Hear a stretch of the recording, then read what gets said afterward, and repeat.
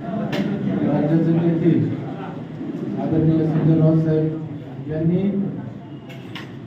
एखाद्या व्यक्तीवरती प्रेम किती करावं हे आदरणीय राऊत साहेबांनी या शिवसेना पक्षाकडून शिकावं एवढंच या माझ्या तरुण मित्रांना मी सांगतो।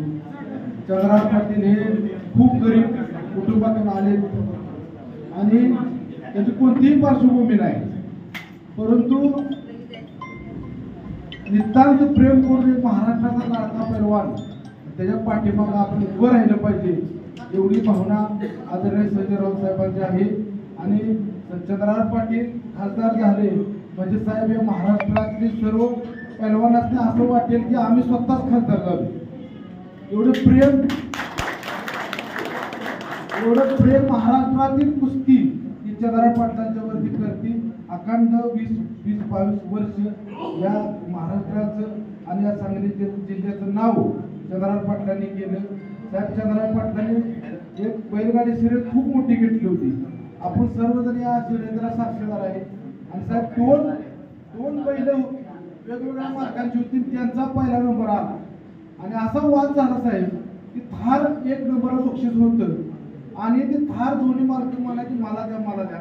चंद्रहार पाटील हे खूप दानशूर व्यक्ती आहे, त्यांनी असं केलं एवढी मोठी स्पर्धा घेतल्या नाव खराब होईल म्हणून साहेब दोन बैल मालकांना 2 थार दिल्या।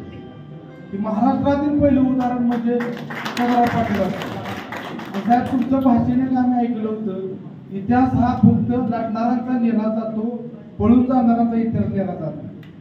तर पैलवानाची जात ही साहेब लढणारी जात आहे, आमची जात म्हणजे पळून जाणारी जात आहे।